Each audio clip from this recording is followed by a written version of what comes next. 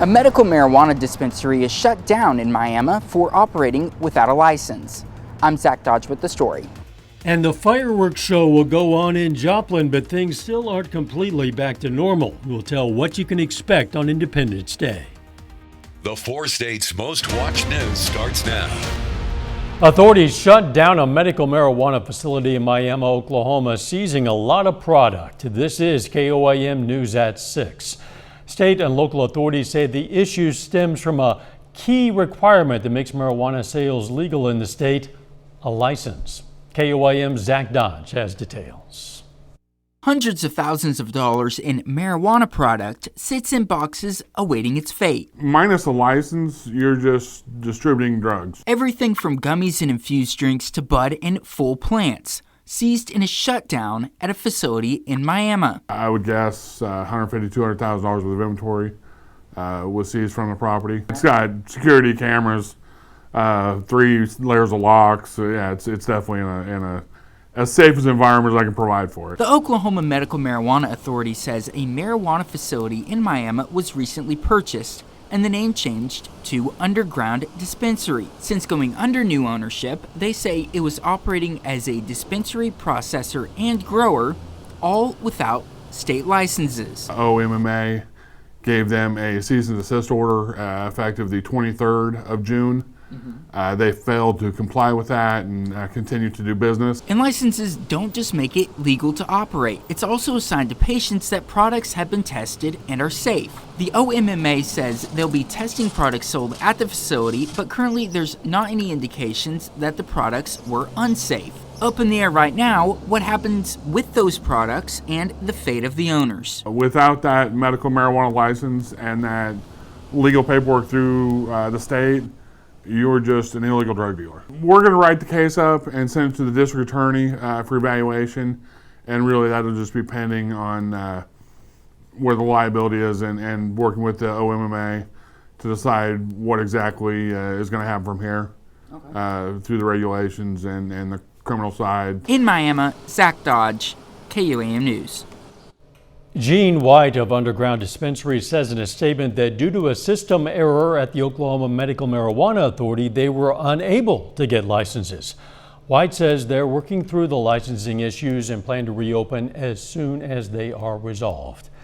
Doug Hetty, rain moving out of the area finally. Yeah, it's about time. We've had so much rain over the past 5 to 6 days, and we still have some scattered showers, even a few scattered thunderstorms out there, especially in our southern counties, and a few little hit and miss guys, but these are going to continue to decrease as we work through the rest of the evening hours. Most of us are dry at this point in time, and this is going to be a drier trend over the next several days. So let's go through time during the evening hours. Still some hit and miss, little scattered thunderstorms, and then eventually partly cloudy skies late tonight into tomorrow morning. Temperatures not bad. Most of us low to mid 80s. Once you get out into our far western counties, we're going to drop back through the 80s, 70s, and then eventually about 68, 69 degrees for us a little bit later on tonight.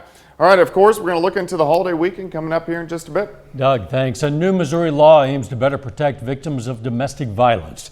It was signed by Governor Parson this week. The law extends orders of protection for up to a lifetime in extreme situations, includes pets in protection orders, and expands the definition of stalking to include technology like GPS devices and social media, as well as the use of third parties. Basically, it includes third-party and electronic means. So it's not just a direct contact, but if an abuser were to utilize, say, another family member or to do harassing through emails or texts, that could also be included as part of that. That law goes into effect August 28th. 18 to 20-year-olds can now apply for concealed weapon permits in Kansas. Governor Laura Kelly vetoed a bill lowering the age from 21 in May, but lawmakers overrode that veto and the law goes into effect today. Supporters say younger people should be able to carry hidden weapons if they're properly trained. They point out people can serve in the military at 18 years old. Critics note the law does not require training to get the permit. Tens of thousands of Oklahoma residents are now covered by health insurance as a result of Medicaid expansion in the state. The voter-backed expansion took effect today. As a result, Oklahoma is reaping federal bonus payments and staking a central place in the political debate over extending the program in every state. More than 123,000 low-income Oklahomans already have been approved for coverage in a state where nearly 15% of the population is uninsured. According to the nonprofit Kaiser Family Foundation, Oklahoma's uninsured rate is the second highest in the nation, behind only Texas. Joplin police say a woman was robbed near Messenger Towers in Joplin, then dragged by a vehicle from that site for about 2 blocks, all the way to 4th and Main. Happened just before 1 this afternoon. Police say the robber is still on the loose, traveling at last report in a dark sedan. The victim was taken to the hospital and is listed in stable condition. Still ahead, the countdown to Independence Day is on. Just 3 more days now. Tonight, we explain what you need to know before heading out to enjoy the show at Missouri Southern, and some safety tips if you plan on heading out on the water. There will be a fireworks show in Joplin this year, but it won't exactly be normal. The show will take place on the eastern side of the Missouri Southern campus, but it'll be just fireworks this year. And visitors will view the show drive-in movie style, which is to say they're asking you to stay in your vehicles. If you do get out, university officials say you should stand in front of your vehicle to keep a safe distance from other cars. So the fireworks show this year out at MSSU is going to be, it's basically going to run along the same lines as it did last year, just because of the situation with the illnesses that are going on right now. Fireworks will begin at 9:45 p.m. and you can tune in to the campus radio station 88.7 to listen to a curated music experience from the comfort of your car. In the days leading up to the 4th of July, we talk a lot about safety. Usually it's about how to handle fireworks safely, prevent fires, but this year, due to the recent heavy rainfall, the GRDA officials are stressing water safety. First, watch out for floating debris. The heavy rains can carry driftwood and other debris into the water. If you're boating, watch your wake. The higher lake levels can lead to higher wakes, which can be damaging. And stay away from floodgates and spillways, as they could be open to maintain lake levels. There's one other tip the GRDA officials say is pretty important. Wear your life jacket, for starters, and really, unfortunately, most boating accidents, most boating fatalities are alcohol related. So it just doesn't mix. Alcohol and water boating don't mix. Should also check weather conditions before getting on the water. Missouri drivers will pay the highest price for gas they've seen in years. The statewide gasoline price average in Missouri is $2.81 a gallon. That's the highest it's been since 2014. It's 93 cents more than this time last year. Joplin drivers are catching a bit of a break, though. Joplin has the lowest prices in the state at around $2.74 a gallon on average. A Vernon County Sheriff's detective is being honored for saving the life of a suicidal person. Detective Brett Don received the office's life-saving medal. Sheriff Mosier said Detective Don's quick response, recognition of the severity of the situation, and immediate action resulted in a life being saved. Mosier said, quote, "This was a situation that could have turned out much differently but ended without any injuries, so we are proud to be able to recognize Detective Don for his actions," end quote. Later, a cut above, we meet an Oklahoma 12-year-old taking on a worldwide challenge. Plus, the rain is slowly working out of here. So what about the weekend? We're going to look at that coming up.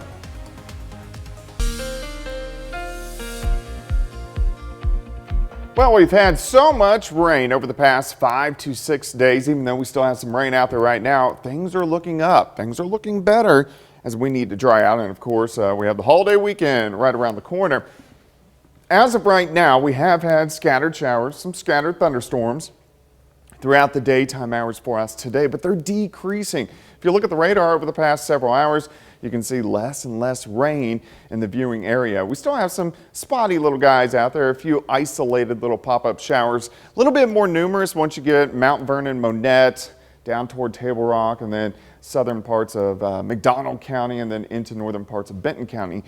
But besides that, most of us are starting to dry out. That's good news because look at all the rain we've had. This goes back to Saturday, so all of southwestern Missouri, at least 7-8 inches. Once you get into the purple bluish colors, we're talking a foot of rain. Even on the Kansas side, most areas are kind of in that 6 to 10 inch range. So a ton of rain. It would be nice if it could be spread out a little bit, but we can't do that. Temperatures right now mainly sitting into lower 80s, a little bit warmer in our western counties, and our humidity is still higher. Dew points are still right at the top of the scale, kind of in that 72 to 75 degree range, puts us in that muggy to soupy range, and that's where we're going to be sitting at least over the next couple days. Good news here is a cold front rolled through, so we have northerly winds now, so this will cool us down a little bit and also help that humidity a bit as we go into Friday and Saturday. Looks good right now. Nice shot. This 7th and range line looking off toward the northwest. 81 northerly winds 5 to 10. Humidity is sitting at about 79%. Through the evening hours, we slide back through the 70s, eventually into the upper 60s, 68-ish or so for an overnight low. So temperature is really not that bad tonight. Look how the rain disappears. So let's go after midnight. We get a little bit of clearing out there, so partly cloudy skies if you are getting up early. As we go through the day, partly sunny skies, temperatures actually pretty comfortable for July 1st, believe it or not. 67 in the morning, 78 by noon, high temp of 83 during the afternoon. Much of the same on Saturday. We'll have partly cloudy skies. We'll start off much cooler, lower 60s tomorrow night. Then as we go into Saturday, partly sunny skies, high temps mainly into the low to mid 80s. So it looks great as we start off the holiday weekend. Let's move into the 4th itself. So here's Sunday. It's going to be warm. We're going to be 86, 87 degrees, but it looks like any thunderstorms mainly stay out to our west, which is great news for the 4th. Monday looks pretty good too.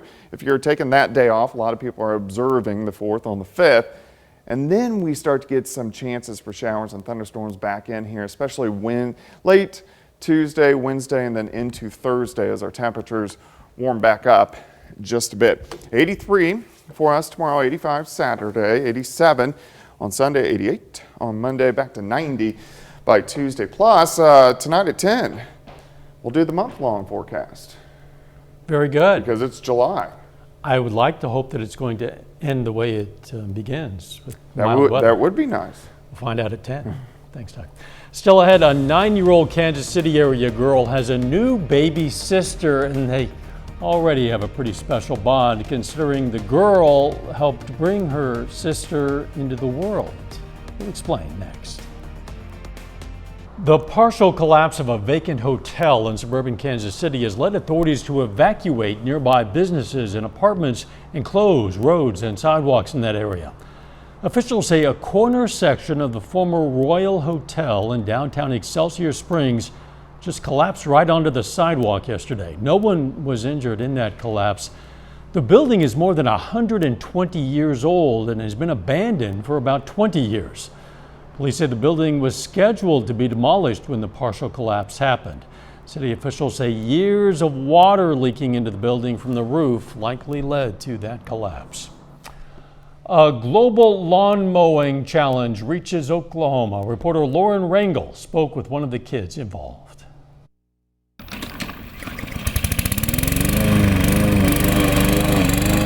I just like mowing yards. The best thing is just makes people happy to look at their freshly mowed yard, and it just looks so good when you're done. That's 12-year-old Noah Taylor, and he's taking on the 50-yard challenge. His goal is to mow 50 yards without making a single penny. It feels great, you know. You're really helping out in the community when you're mowing. Each yard mowed gives back to people who need it the most, like veterans and elderly neighbors. Those that hire him say his kindness makes a big difference in their life. It's awesome to have people come out and do it for you. It saves a lot of trouble where I don't have to get out and mow. It hurts my back. Noah's dad tags along too, and he says watching his son help others makes him smile. Makes me proud, makes, him, pushing through some of these yards, or some of these houses right here are not easy, overgrown, and so seeing him push through it is nice to see. Once Noah reaches 50 yards, there are a few prizes too. Raising Men Lawn Care Service will come mow the lawn with him, sort of like a celebration for when he completes the challenge. But he'll be using his brand new mower, blower, and weed eater to do it. It's the new lawnmower that Noah is most excited about. Once I hit 50, I'm probably going to show off my mower to my dad and mow my front yard with it. In the meantime, he's making a difference 1 yard at a time. Quite a young man. More than 1,400 kids are taking part in the challenge all across the globe. Noah says he's one of 8 in Oklahoma. A 9-year-old Lee's Summit, Missouri girl has quite the story to tell. She helped bring her baby sister into the world. Kayla Gunn's mother, Angelica, went into labor more than a week early while at home. Gunn called her husband Caleb, telling him to rush home, but he got stuck in traffic. So Mom, knowing the baby wouldn't wait, called Kayla and asked for help. Angelica, who is a nurse and certified doula, then coached the 9-year-old through it. Moments later, Kayla delivered her baby sister Aubrey, catching her in her arms. I'm glad that we're both okay and that my daughter's okay and she's not traumatized by the whole thing. She's pretty excited about it. Kayla also has a 4-year-old brother. Now this brand new, beautiful addition to our world. A final check on the weather is next. Take time now to honor a local World War II veteran. Asbury, Missouri native Warren Bartley served in the U.S. Army in 1945 and 46, stationed in Korea. And we are proud to salute Private First Class Warren Bartley, a 4-state hero. Jordan Abbey joins us now with a look at what's coming up on KOAM News at 9 on Fox 14. Tonight at 9, going to hear from some sexual assault survivors who feel Bill Cosby's overturned conviction sends the wrong message. Also going to have the latest from Florida, where President Biden visited the site of a collapsed condo building. And how a diet high in fatty fish could help people battling frequent and severe migraines. That, of course, much more coming your way tonight. KOAM News at 9 on Fox 14. Jordan, thanks. An 82-year-old woman will get the chance to view space from space after she trained to be an astronaut 60 years ago. Today, Blue Origin announced Wally Funk will take the 4th spot on next month's inaugural crew flight of its new Shepard spacecraft. She's going to make the suborbital trip with Blue Origin's founder, Jeff Bezos, and his brother. Bezos posted this picture on Instagram to make the announcement. Funk trained with the NASA Mercury program back in the 1960s, but didn't get the opportunity to go to space. She's logged nearly 20,000 flying hours as a pilot and has taught more than 3,000 people how to fly. She'll now fly as an honored guest when New Shepard launches on July 20th. The 3rd crew member is an auction winner who bid more than $28 million for that opportunity. That person's name has not yet been revealed. It's pretty cool. Yeah, about time. Yeah, no kidding. What a great honor for that woman. The weather looking a bit cooler than it has. It is. We had a cold front that rolled through today. It's not going to be cool by any means, but it will drop the humidity a bit over the next 2 days, which is good news. 83 tomorrow, 85 Saturday. On the 4th of July, 87, warm. Should be dry. I really don't see any rain chances sneaking in until about Tuesday or Wednesday of next week. Thanks, Doug, and thank you for joining us. We'll see you right back here for KOAM News at 10. Let's make it a great evening.